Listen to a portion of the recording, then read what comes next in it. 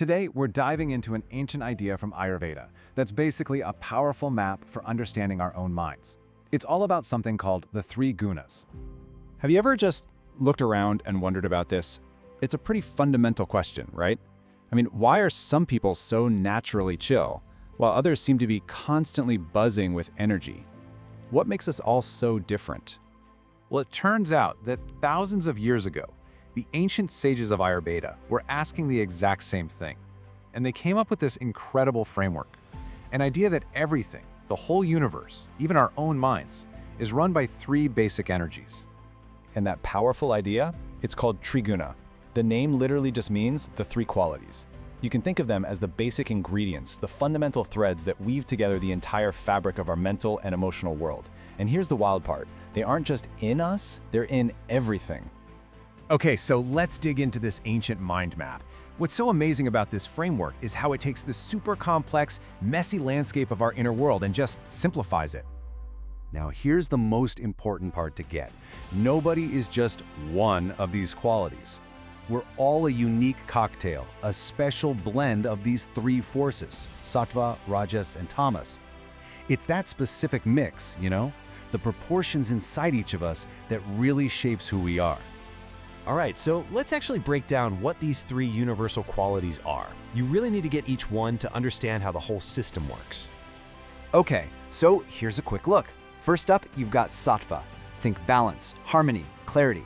Then there's Rajas. That's all about motion, activity, and desire.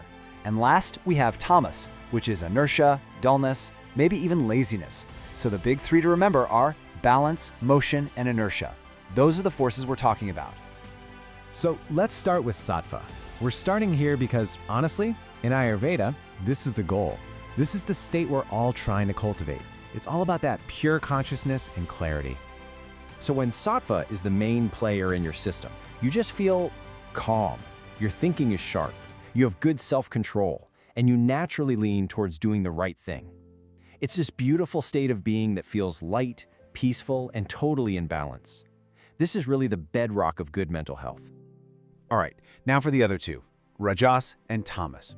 You can think of them as the two forces that are constantly trying to pull us away from that perfect sattvic balance. And you can see the contrast so clearly here. Rajas is that go, go, go energy.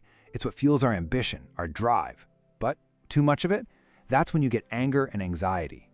Then you've got Tamas on the other side. That's the energy of not doing. It shows up as laziness, confusion, and at its worst, it can slide into depression. So you have one that's all fiery and restless, and another that's heavy and stuck. And this is so relevant for us today, right? When that restless, Rajasic energy just runs wild, it leads straight to burnout and all those stress-related problems.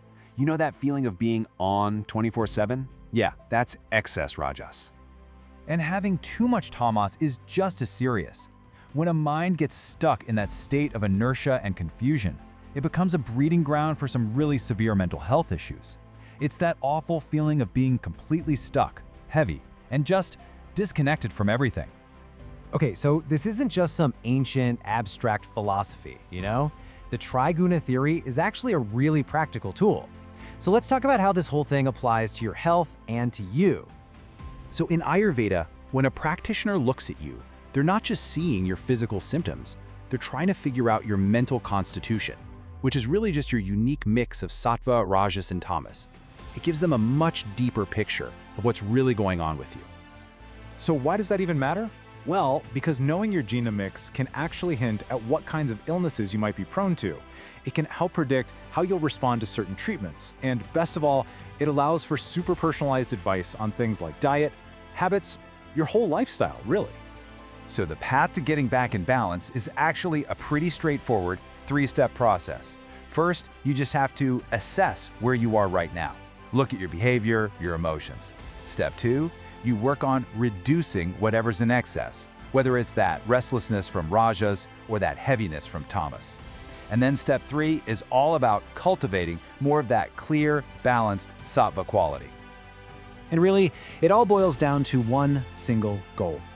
It doesn't matter if you're trying to cool down the fire of Rajas or lift the fog of Tamas, the answer is always the same: bring in more Sattva. So, in the end, the Triguna Theory is way more than just a tool for health. It's a complete model for self-reflection and growth. It gives us a language to talk about our inner world and a clear map for how to get to a more balanced place. So, to wrap this up, I want to leave you with a question, just for you to think about. Right now, in this very moment, which of these qualities feels most dominant for you? Is it balance, motion, or inertia? You don't have to do anything about it. Just noticing, well, that's always the first step.